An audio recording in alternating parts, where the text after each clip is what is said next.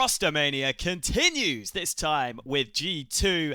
And I'll be honest, I was at Blast and this team felt like a dead team walking. You could see in their reactions, even after they got knocked out, Nico and Monacy smiling.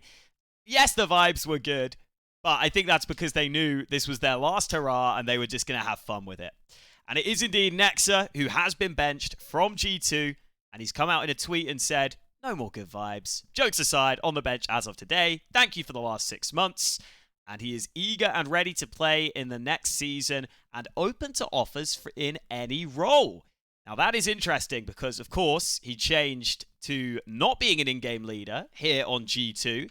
Some people were wondering whether that was with a view to actually move him into the in-game leader role a little later, or maybe he would go back to in-game leading at some point. But it definitely looks like that is something he's open to. I will say, with Nexa, he's always felt like someone who's willing to do whatever to get onto the team. And sometimes I feel like he's been pushed into being an in-game leader, not because he wants to do it, but because he can do a pretty solid job. But I just don't think he's ever going to be an elite in-game leader. And unfortunately for Nexa, this chance on G2 was his chance. He finally got the opportunity to show he could just be a solid player on a team, just as a rifler, and it didn't really show. And I think especially that performance at IEM Dallas, where G2 actually won, and yet still Nexa did not look like he was having a great showing. That might have been the nail in the coffin, frankly. By the way, kind of funny that at the side here, he has not in-game leader in his bio. Maybe need to change that because who knows, that might change in the future. Now, the other thing that's happened at the same time, I actually don't have the tweet up for this. I should go find it. It's on M80's Twitter. And their announcement for Morbs getting benched is just wild. Like, so weird. Oh my lord, Morbs is wild. What a check. The tone of this, everyone has pointed out, is literally like he's passed away, which thankfully is not the case. But yeah, maybe a bit over the top. What a clear, what a triple kill. Oh, Snows! That is disgusting! An ace to close! I get what you're trying to do, but man, this feels a bit much, right?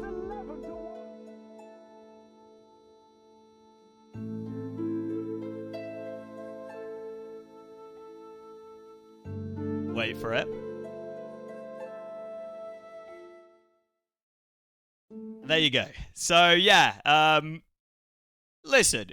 Main takeaway is that he is benched on M80, and everyone is assuming he is the likely replacement at G2. That is what all the rumors have been, and it's kind of nice getting some early roster moves in the season, mainly just because it felt like these roster moves were already in the pipeline. He's not confirmed to G2 yet, but that is the rumor, and I don't know if I'm as high on this move as everyone else.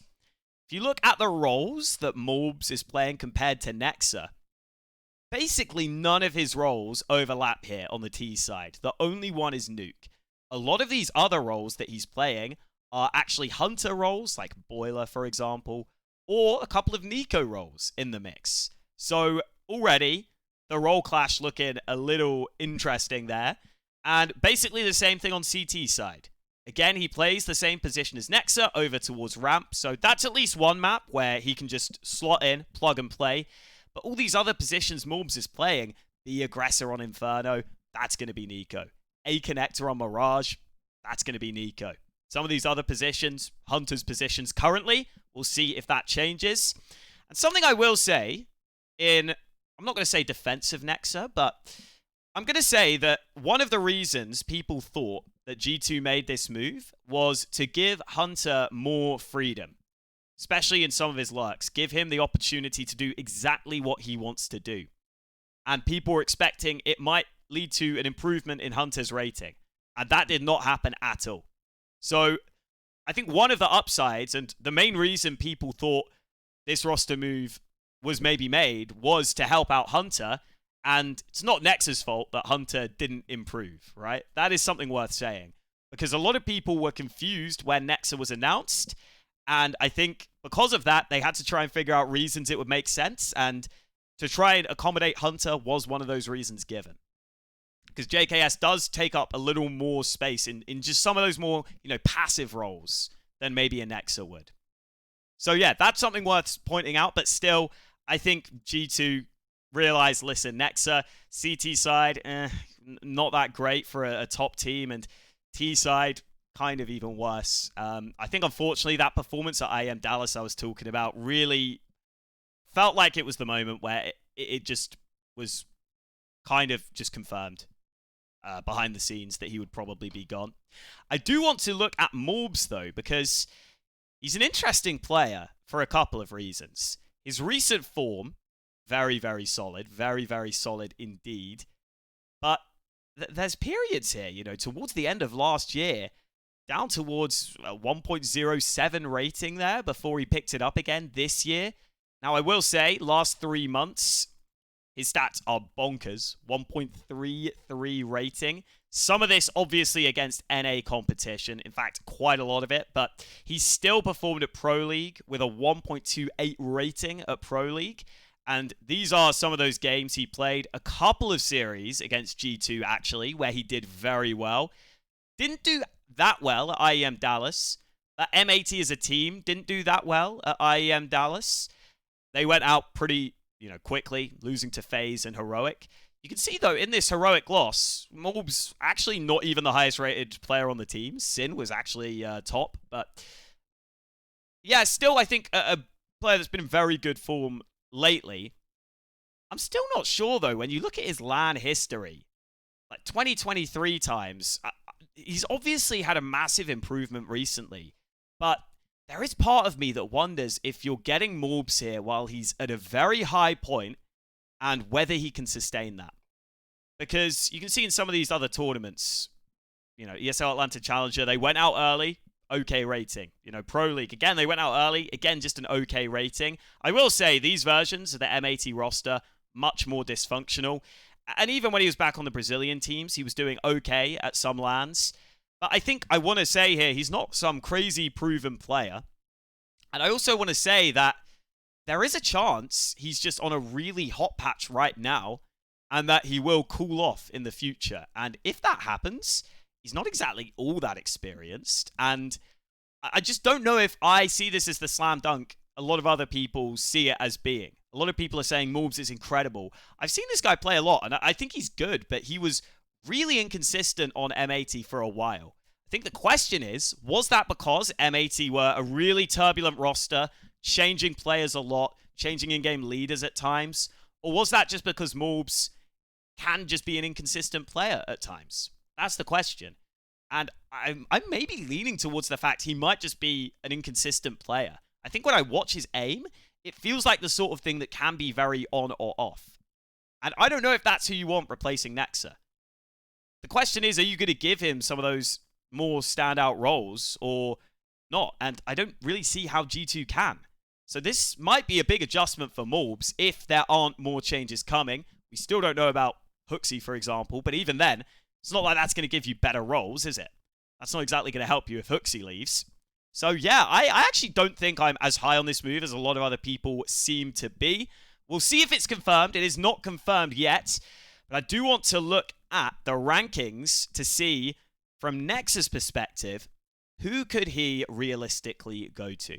Because I was saying earlier, he said he's open to being an in-game leader, and he's still open to playing any role. Not exactly going to see him be signed as an AWPer, but I think in-game leader or supportive player, definitely reasonable roles. And interestingly enough, I don't think you have to go that far down to find a team that could at least consider Nexa. Now, yes, he wasn't all that good as a player on G2, but if you scroll down to complexity, Floppy has not been good lately. I think you could absolutely make the argument that Nexa would be an upgrade over Floppy. Similar roles, similar type of player. Again, you have the question of how much of Nexa's performance on G2 was just because he can't play at that top level and how much of it was because of whatever other factors.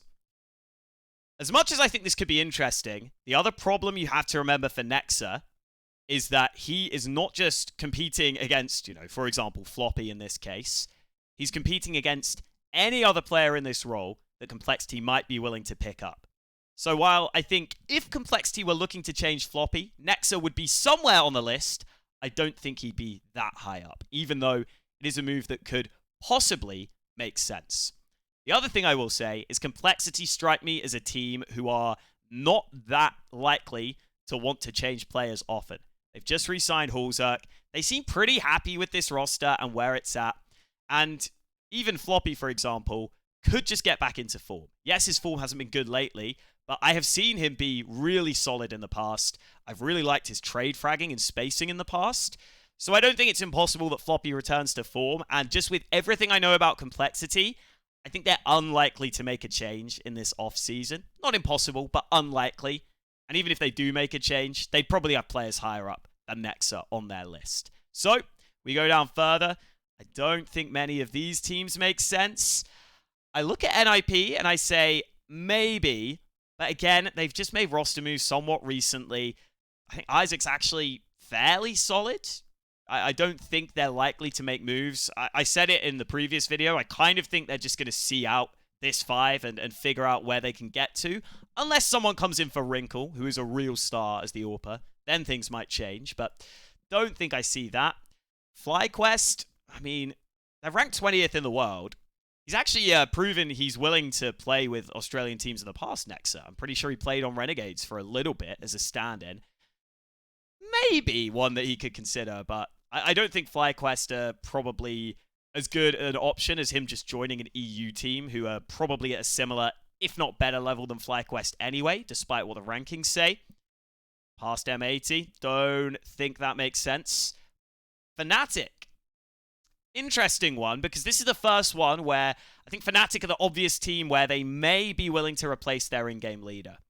And Nexa in instead of Body, I think it would be an upgrade. Based on the in-game leading we've seen from Nexa in the past and his individual performance, I think that would be an upgrade, and I think you can make some interesting moves with this team. Again, the other problem that he has, though, listen, he's competing against everyone. So, in-game leader-wise, you've got to remember that Cadian is out there. And Cadian, I think, will be above Nexa on a lot of people's lists as long as he fits in the team. I think Ents could make sense if they want a more experienced player in there. I think that could be a team he goes to. Again, not sure if they're looking to make moves right now, though. And they're another team that like to sort of min-max with their buyouts. And I have to assume G2 are going to want some money for Nexa, so might not be one that makes sense. Gamer Legion, another one that potentially could make sense. Again, they've got quite a few inexperienced players in here now. Snax and Volt, the only two solid experienced ones. Snax, obviously, so experienced. Volt has some, but Nexa could absolutely add something to this team. I think Gamer Legion could make sense. And I actually think if you just look at the European rankings, low-key, the move I might like the most is to Bleed instead of Faven. I think this would be such a nice level and would make this such a nice team. I already think Bleed are moving in a great direction. Kassad's done a great job getting Jacob and Nork at low prices. This team actually looks like it's going somewhere now. They look like next season, I guarantee you this team will do something. I really think that they're moving in the right direction. And I'm showing a couple of the role overlaps here for some of these potential replacements. So Nexa and Faven, I'm not going to lie, they play very similar positions on T side and very similar positions on CT side.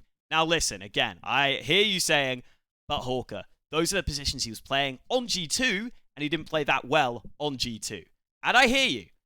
But I also think stepping down to a team like Bleed or a team around that sort of, I don't know, 20th and below mark in the world, that's the level where I actually think Nexa can be a really solid piece, a solid player in his role, and bring some experience. And just, he's a positive guy in general. I know the positive vibes thing was a meme, but I do think that's a genuine quality of his.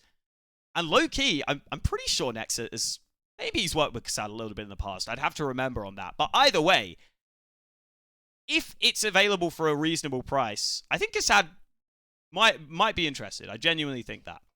Question is, do you believe in Nexa in those same roles he played on G2? But I actually think he could do a decent job in them. So that's actually the move I think I'd like to see the most, weirdly. I think that could round out Bleed really nicely because, I'll show you it again, like Faven, I don't think he's been that good in these roles. I'm not sure this is a natural fit for Faven as a player. You know, on this CT side positions, he's meant to be getting a 1.06, or that's the average of players who play his positions. He's been below that. And then on T side, again, similar, been a little bit below that. And that's already at a lower level. And yes, Bleed weren't winning earlier on, and some of those maps are included there, but yeah, I actually think that's the move I would like to see the most. But curious what you guys think, and curious what you guys think of the G2 side of things as well. I might stick my neck out there and say, if that's the only move they make, I think it won't work that well. I actually don't know if it makes that much sense, unless some of the other players are going to shift their roles and do it well. Thank you guys for watching. Let's hope there's more roster moves soon, and I'll catch you next time.